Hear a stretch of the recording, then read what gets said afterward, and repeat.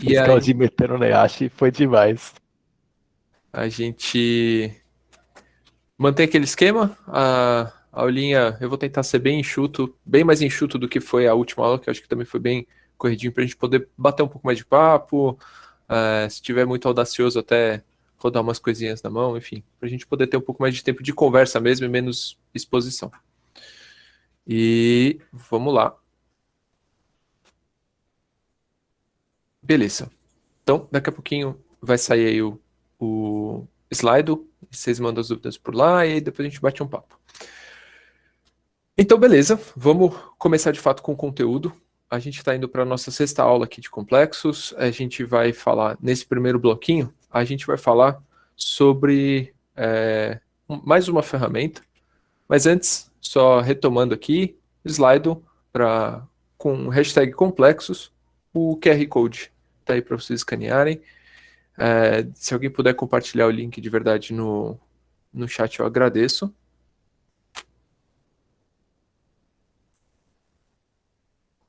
Imagino que já esteja tudo certo. E qualquer probleminha vocês vão avisando aí. Então, beleza. A gente vai falar hoje, nesse bloquinho aqui, a gente vai falar sobre MongoDB.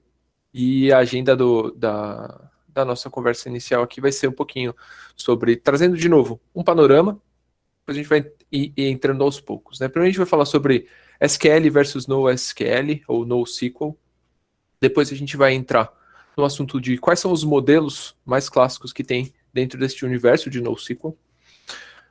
Aí a gente vai especificamente falar sobre modelo de agregados e, por fim, a gente vai falar rapidamente sobre o MongoDB.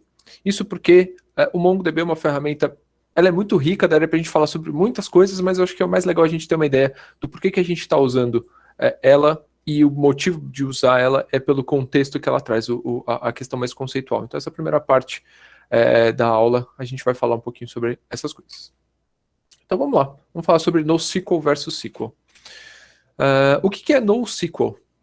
A primeira pergunta. Né? NoSQL é uma classe de SGBDs, Sistemas Gerenciadores de Banco de Dados, cujos bancos são caracterizados por não utilizarem o modelo relacional. Para explicitar um pouquinho melhor, o modelo relacional é aqueles que você organiza o seu conjunto de dados em relações, né, que a gente costuma interpretar inclusive como tabelas, que são conjuntos de tuplas, que seguem a mesma estrutura. Né? Então, o NoSQL é uma classe de bancos que não utilizam esse modelo relacional.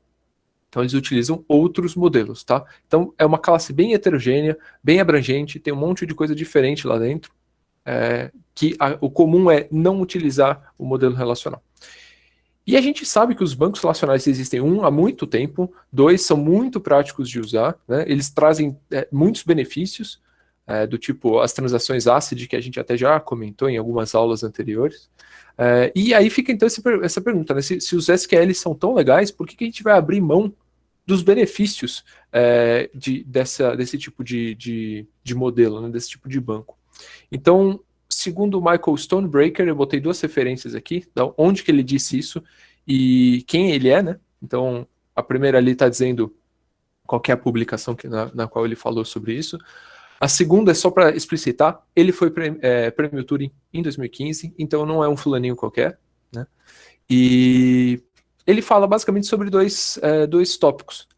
Primeiro, a necessidade de melhor desempenho. E a gente sabe que algumas consultas dentro de um banco SQL costumam ser custosas, elas operam com um fluxo de dados muito grande, isso, computacionalmente falando, é bastante custoso. E a gente também tem uma necessidade de maior flexibilidade em alguns casos. E a gente entende que o modelo relacional ele é um modelo muito bem estruturado, rígido, com a tipagem dos dados, com a estrutura dos conjuntos, das tuplas, né? E às vezes a gente precisa de um pouco mais de flexibilidade que forçaria bastante a barra se a gente estivesse usando um modelo relacional para modelar os nossos dados. Tá bom, vamos falar um pouquinho mais sobre os modelos NoSQL. Né? Quais são os modelos NoSQL? Antes da gente falar um pouquinho sobre eles, sobre os modelos em si, algumas outras características que são bem recorrentes dentro deste universo de NoSQL. Um é o bom desempenho e operações simples de leitura e escrita. Então a gente tem, costuma-se ter muito claramente quais são as operações que são de alta performance dentro de um banco NoSQL. Depois a gente pode até entrar um pouco mais em detalhes, mas eles costumam ter bons desempenhos para essas operações que são mais simples.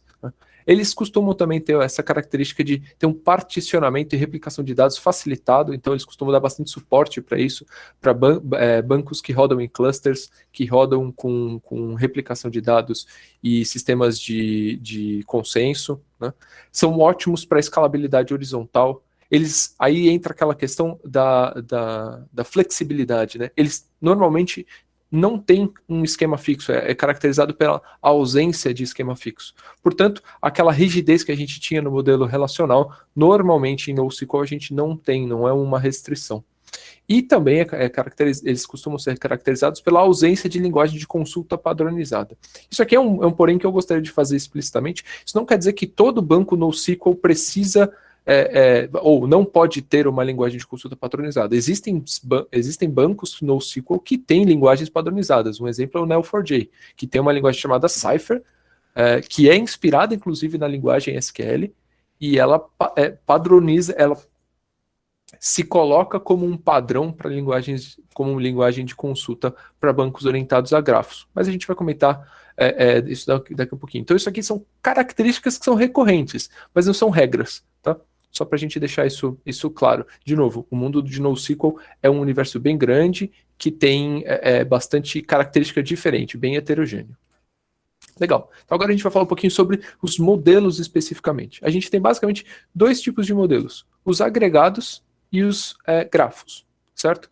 Porém, dentro dos agregados, a gente costuma especificar três grandes tipos, especializações desse modelo de agregados, que são os modelos de chave-valor, o modelo de documentos e o modelo de colunares, ou orientados a colunas. A gente também já comentou um pouquinho disso aqui no curso, mas só para vocês saberem, esses três modelos são especializações do modelo de agregados.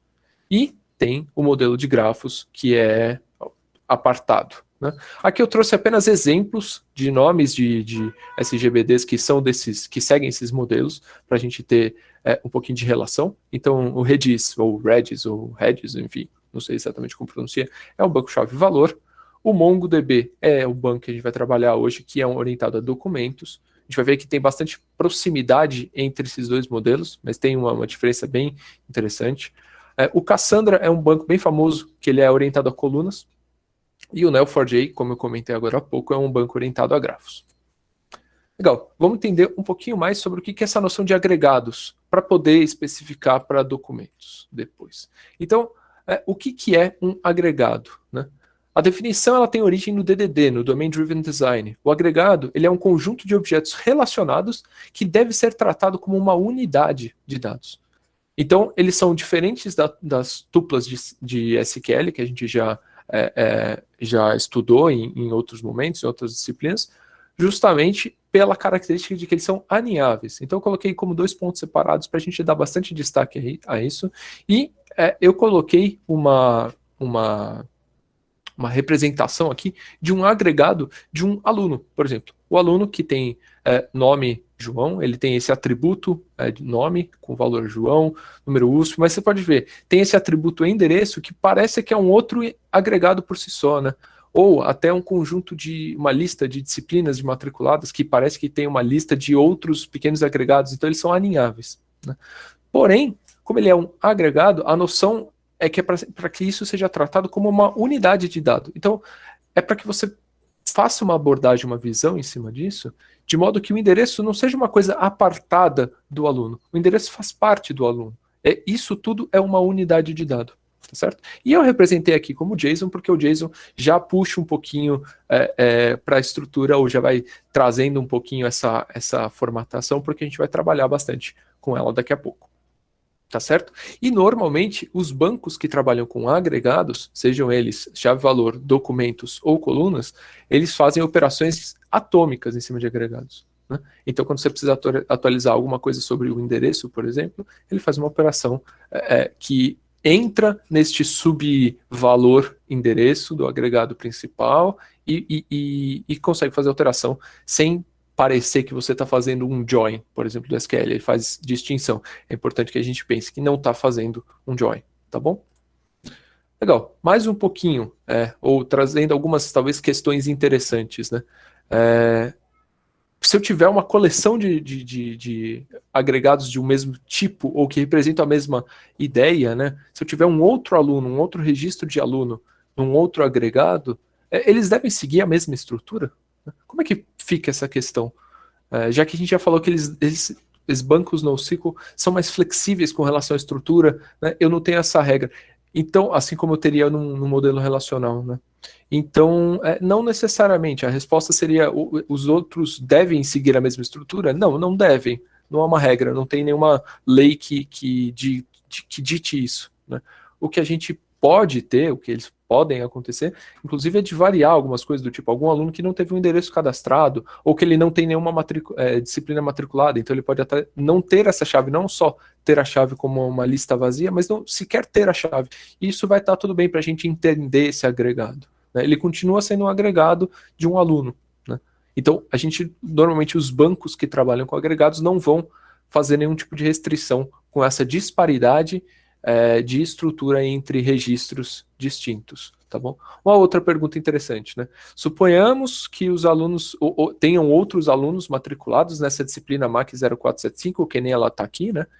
E o nome da disciplina muda de Lab Complexos para Agilidade e Sistemas Complexos. O que a gente precisa fazer para de fato implementar essa alteração, né? Se a gente estivesse trabalhando com banco relacional, provavelmente essa disciplina estaria numa relação diferente e ela seria referenciada por meio de uma chave estrangeira, por exemplo, em todos os alunos que tivessem matriculados. E aí a gente poderia ter a facilidade, né, de fazer uma única alteração e ir na relação que contém todas as tuplas de disciplina e lá fazer a alteração naquela tupla específica.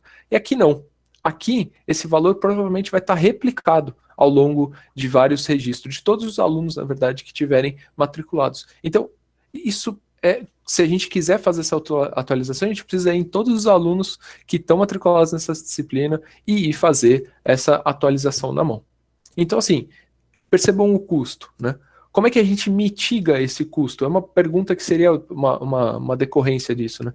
Bom, aí talvez a modelagem do agregado, se esse é um dado que tem, ele é mais volátil, ele vai mudar com maior frequência, talvez seja importante que seja mais fácil de acessá-lo, ou que ele seja menos replicado, para evitar os custos de trabalhar com a replicação, né? Então a gente tem que trabalhar então com a modelagem do nosso agregado, pensando talvez na volatilidade, levar esse tipo de aspecto em consideração, tá certo? Mas sempre vai ter alguma coisa desse gênero, porém, qual que é o benefício? Uma hora que você precisar consultar um aluno, você não precisa fazer join, você não precisa fazer cruzamento de tabela nenhuma, né?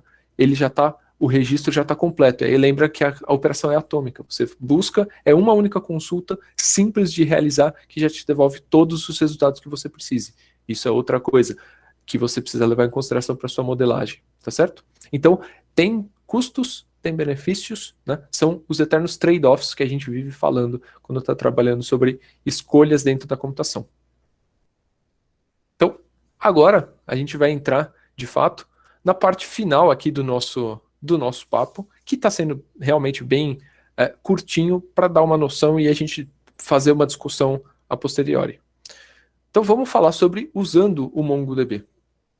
Então, para fins didáticos, vamos considerar uma configuração simples, que o Mongo está sendo usado sem considerar um cluster, tá certo? Porque, como eu comentei, os bancos NoSQL, em particular o MongoDB, funciona muito bem para quando você está trabalhando com cluster, com replicação de dados, com diversas instâncias que lidam com a consistência de dados para você. Então, a gente vai trabalhar com uma configuração simples, que considera que tem uma única instância para a gente poder entender quais são as abstrações internas que a gente tem para poder fazer a gestão do nosso banco, para poder lidar não só com os dados, mas com qualquer tipo de estrutura interna que a gente tenha, tá bom? Então, a gente tem um objeto do tipo instance, uma instância do banco que é o processo, né? A gente pode pensar que é a instância física do banco.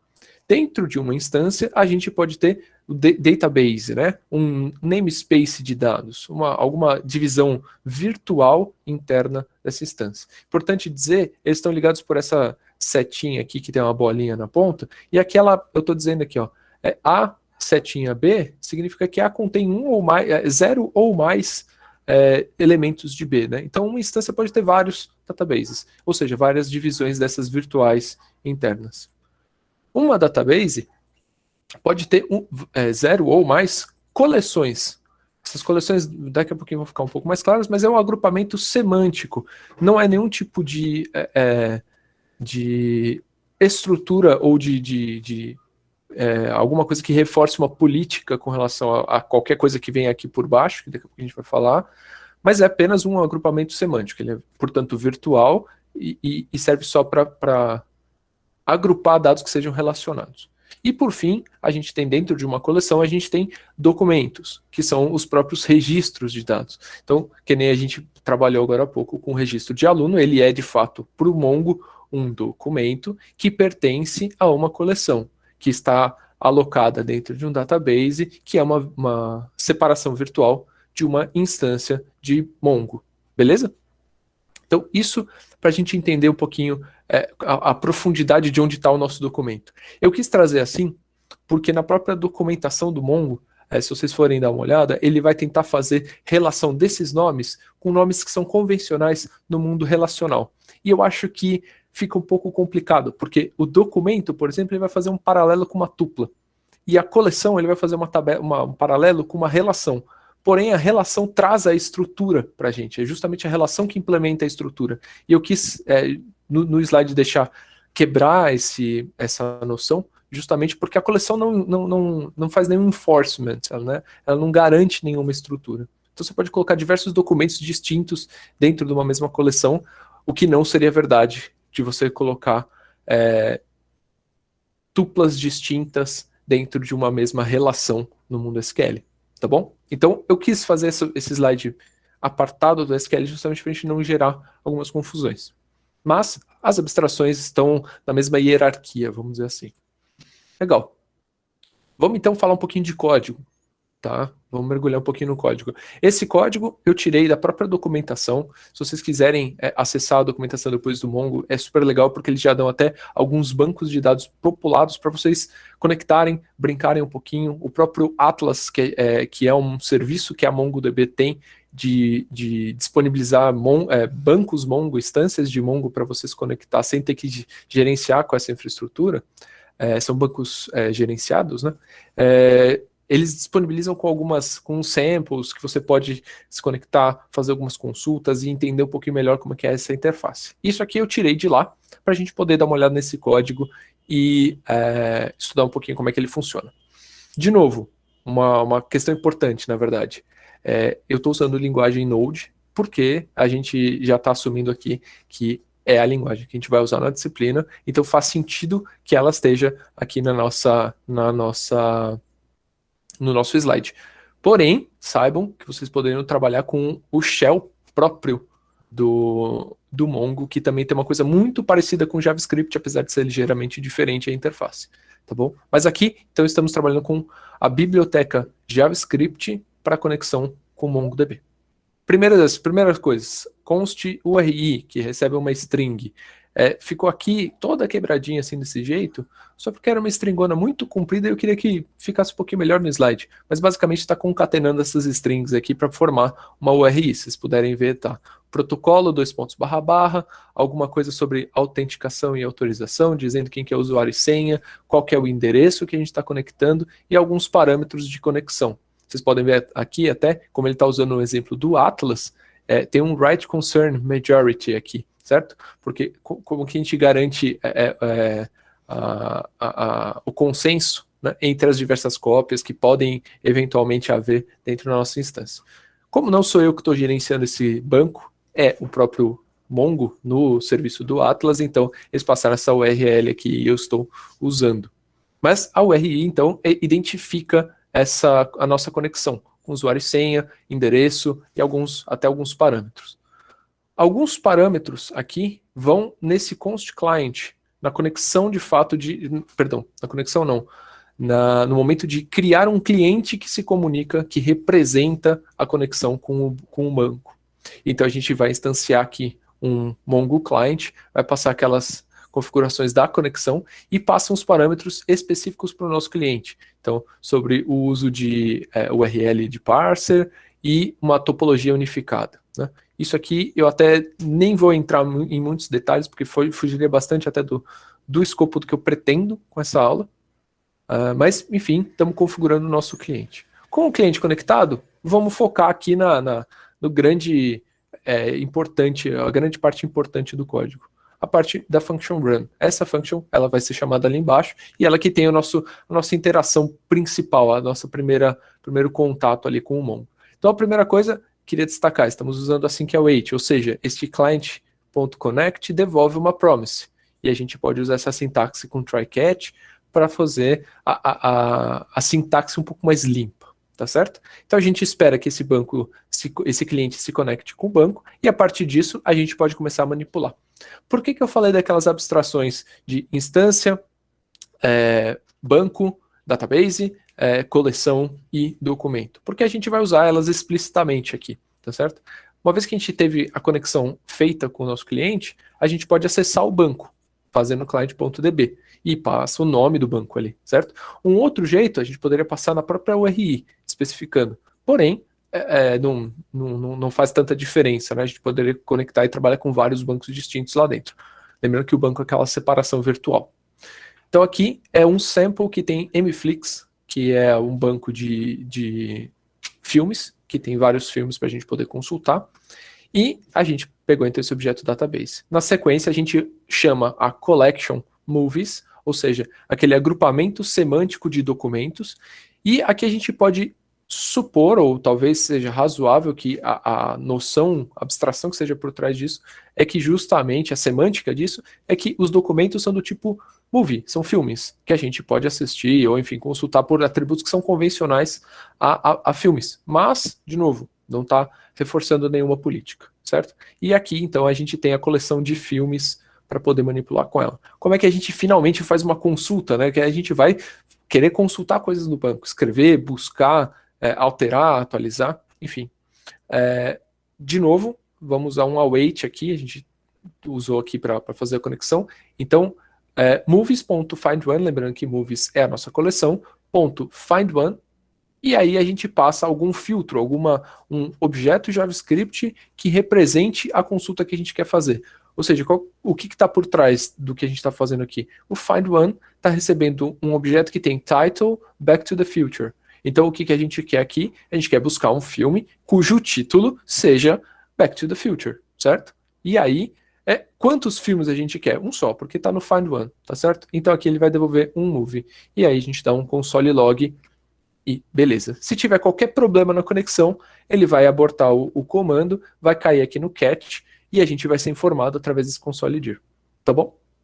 Então aqui eu fui passando um pouco esses 5 passos aqui, até para, na verdade teria o sexto, né, que é a consulta em si, mas a gente vai especificar um pouquinho mais, só para a gente entender como que se conecta, como é que eu trabalho com a minha linguagem de programação para falar com esse banco.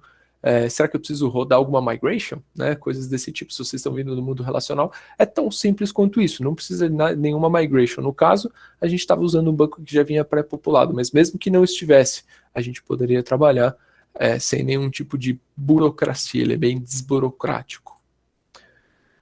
Como é que a gente faz CRUD no banco? E aqui eu realmente trouxe bem cru, a coisa bem diretona, sem nem mostrar muito código usando, porque eu quero usar isso para a gente depois debater questões que sejam mais legais, ao invés de ficar fazendo CRUD, porque uma vez que a gente pega a sintaxe, é só usar, né? Eu trouxe alguns métodos, porém não são todos, inclusive tem vários métodos super específicos na documentação das collections, então é em cima de uma collection que a gente vai trabalhar com as operações, e aqui a collection está sempre representada por essa variável C, então vocês podem pensar que C é uma variável que recebeu a collection. Então a gente pode fazer inserções de dois tipos, né? Tanto unitárias quanto em lotes, vamos dizer assim, né? Então você poderia passar uma lista de documentos. No JavaScript, a gente vai entender o documento como um objeto, a gente vai representar o documento como um objeto JavaScript, tá certo? Aqui a gente pode passar um único objeto, aqui a gente vai passar uma lista de objetos. O find one, a gente tem... O find, ele foge um pouquinho do padrão, porque a gente podia ter... se a gente olhar aqui, tudo é update one, update many, alguma coisa one, alguma coisa many. Aqui podia ser find one e find many, né? Mas aqui eles optaram por fazer a interface só com o find, que vai te devolver uma lista em potencial de documentos que seguem aquela consulta que você fez. Lembrando, a consulta vai ser um objeto que vai receber a chave que representa qual o atributo que você está buscando e o valor daquela chave é o termo que você quer buscar, né? Ou o que você quer o parâmetro. Então a gente tem insert many, find one e find para buscar, para encontrar dados lá dentro. A gente tem update one e update many, e a gente tem delete one e delete many. Eu trouxe esse só para a gente realmente ter uma noção básica de como fazer o CRUD, né? Eu vou fazer um comentário só sobre esses updates, que o filter funciona muito parecido com a query, né? A gente vai especificar qual é o critério para selecionar aquele documento que vai ser atualizado, ou quais são aqueles documentos, né? Então a semântica muda aqui do one para many, e o update é uma operação, o que a gente vai querer colocar. O Mongo aceita que você coloque valores brutos, do tipo, todo mundo que tiver nome, sei lá, update many, todo mundo que tiver nome João com tio, a atualização vai ser que o nome vai ser João sem tio, por exemplo. Isso é uma atualização válida e simples, né? Mas esses updates também têm operações que você pode fazer do tipo de agregação, de continhas que você pode fazer, soma 1, subtrai 1, esse tipo de coisa, né? Os próprios filtros também. Você pode falar, todos aqueles valores que são maiores do que 4, menores do que 7, qualquer coisa desse gênero, também tem uns operandos para isso. Super chatão. Vamos falar de uma coisinha mais legal, que eu acho que é um distintivo, um fator de distinção do Mongo, que ele tem um framework interno chamado Framework Aggregate. O framework nativo, o que é esse Aggregate, né? Ele é um framework nativo do Mongo que permite você realizar operações em formato de pipeline. Então, quando você quiser fazer diversas operações em cima do banco, pode ser mais eficiente que você delegue para o banco trabalhar com essas operações em sequência internamente. E aí ele tem essa abstração do aggregate, que você passa uma pipeline de operações. Aqui, essas operações elas vão lembrar bastante as operações que você pode fazer num update, por exemplo, que nem eu estava comentando que tem os operadores de greater than, coisas desse gênero, né? E aí, o que você faz com o Mongo? Você pega uma collection, no caso aqui o exemplo é essa collection de articles, e você chama o método aggregate dela, e passa uma lista que cada item é esse objeto representando uma operação. Daqui a pouco a gente vai falar um pouquinho sobre isso, mas só para a gente entender o contexto, vamos supor que no banco a gente tenha esse documento lá dentro, tá? Só ele. Nessa coleção de articles a gente tem este único artigo lá dentro, e a gente vai aplicar esse aggregate em cima desse registro, tá bom? Ou, no caso dessa coleção que só tem este registro, tá? Então, o project, talvez, ele está dizendo o que você quer, é como se fosse um select, né? Qual é o campo que você quer operar, e aí ele traz para primeiro plano, vamos dizer assim, porque ele é um atributo do documento e você quer agora trazer ele como o documento principal. O unwind basicamente expande essa lista, assume que é uma lista, expande para os valores, e depois você vai reagrupar contando os diferentes valores, e para cada ocorrência você vai fazer um soma 1. Então, esta operação aqui, ela está somando, ela está fazendo uma contagem para cada tag que apareceu ao longo de todos os artigos, quantas vezes apareceu cada uma dessas tags. Então, como eu comentei, a gente pode assumir que neste banco, nessa coleção só tinha esse único documento, então a resposta do aggregate seria isso. Programming 1, database 1 e MongoDB 1, porque de fato só foi usado uma única vez, tá bom?